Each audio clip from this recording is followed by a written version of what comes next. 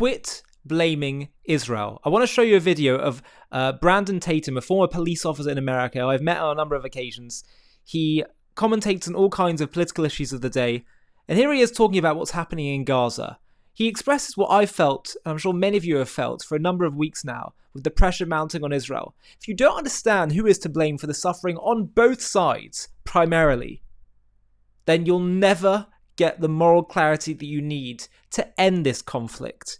He is saying what is, I think, so obvious and should be so obvious, but isn't for some reason. Have a watch of his words. Your argument should be that Hamas need to give up and return the mother-freaking hostages.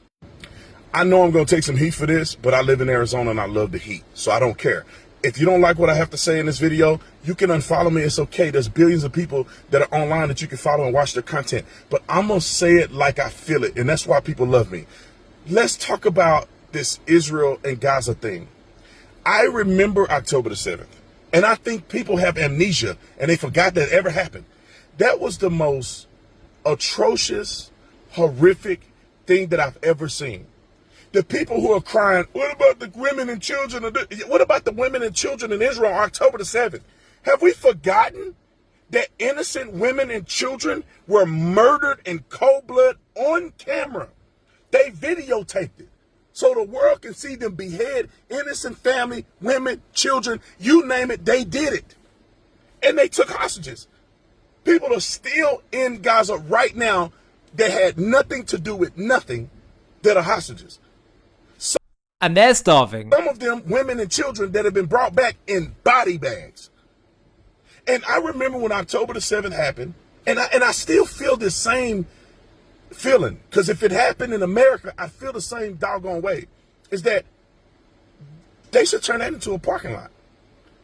You better never come to my country and kill and rape innocent people. And don't think we're going to hunt you down like a rabid dog until every single person is dead. And when I say person, I'm talking about Hamas. Now, the key to this is that Hamas is not going to return the hostages. Hamas never intended to do anything diplomatic with Israel.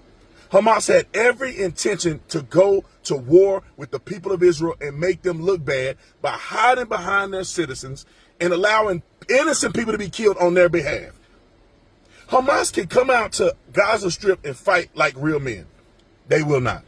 Hamas can release the hostages. They will not. Hamas can stop stealing funding, aid.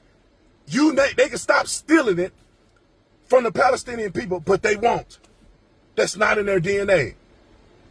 And they choose to be cowards, and people act like they can't put two and two together. They hide behind their citizens. They use propaganda on television. I wouldn't be shocked if when Israel say, we're going to strike this area and this area and this area, where they've built tunnels under, that they don't put kids in the building, they don't leave innocent people behind, force them to stay in the building, force them to stay behind, force them to become casualties, so then they can report that Israel did this, Israel did that. This should be the end of the conversation. If you really care about innocent women and children, your argument should be that Hamas need to give up and return the mother-freaking hostages. He is absolutely right. And, one of the things that I think gets missed in this conversation is that Israel is portrayed as the aggressor here, as the Goliath here, because the Palestinians are so small. What you need to understand very clearly is that the Palestinian cause and the Palestinians are simply pawns to engender, to create a situation in which it looks like Israel is the aggressor. But actually, they are pawns as part of a far greater anti-Israel coalition that is 100 times the size of Israel. And they're creating this sense of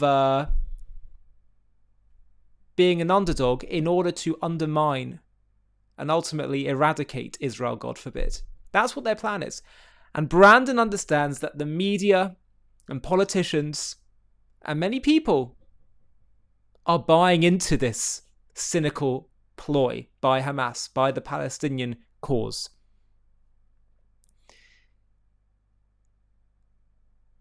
Hamas knew for some reason that when they launched October 7th and they knew Israel would respond, that they could count on the international community to point the finger at Israel when they create situations in which their own people are put onto the front lines, their own civilians are put onto the front lines and get hurt and get killed. It shows the disdain Hamas have for their own people, that they couldn't care less about their own people. They make them suffer. If Hamas wanted their people to stop suffering, this could be ended tomorrow. But if Israel laid down its arms, what would happen? There wouldn't be peace. Israelis, Jews would be slaughtered. They don't care about their own people. They care about killing off the Jews. And we're going to look back on this in history when this all comes to an end and Israel is victorious. We're going to look back in this period and think to ourselves, oh my gosh, how are we so blindsided by Hamas and by the anti-Israel campaign that we believed the rubbish, that Israel was the bad guy, that we believed the nonsense, that Hamas is just a resistance cause and not a modern day Nazi party government. We're going to be shocked at how morally blind so many of us were. But you know, the same thing happened in World War II and Hitler. So many people said, if we just give Hitler a bit more land, he doesn't want world domination. He's just upset about the Treaty of Versailles and all of that. Even Jews, he can't really want to kill all of us. Come on, we're more German than we are Jewish, they said. Only looking back now can we see things so clearly. We don't have that moral haze that we did during World War II or before that. Now we see clearly this was evil. In the future, we will look back at Hamas and the Palestinian cause and will say, wow, this was just another modern manifestation of the age-old hatred. We need to get clued up on the facts, on the reality. So please do get yourself informed. And if you want to become more informed, we've just created a new platform, JTV Plus, with a whole new range of documentaries and exclusive interviews that give you that information. And our latest one is about the theology that drives Iran, the theological views, the beliefs they have that make them so hostile to Israel. You can watch a trailer for that and the whole thing now. The link's below in the video description. But here's the trailer to that. Put a lot into this. It's an important one. Get clued up. Have a watch. The Islamic Republic of Iran.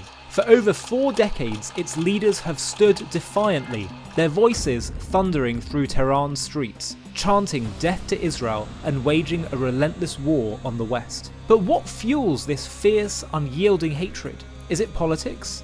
A grab for regional power? Or something even more profound? A theology that casts Israel and the West as cosmic enemies in a divine battle for the end of days.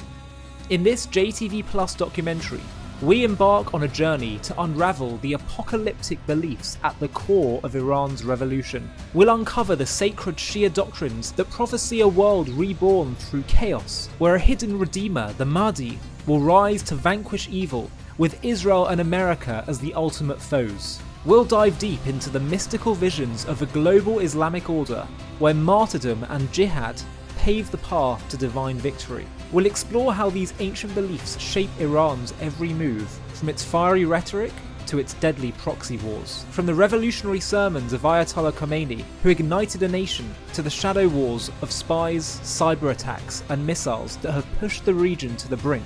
We'll trace the arc of a regime bent on reshaping history, and we'll reveal the climactic moment when Israel struck back with Operation Rising Lion, a daring, high-stakes operation that shook the world and redefined the conflict. This is not just the story of a nation, but of a creed that seeks to rewrite the future, a conflict that threatens to engulf us all.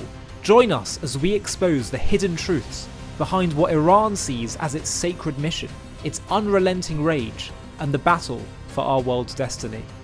To watch this JTV Plus documentary and access much more premium content, click on the link in the video description.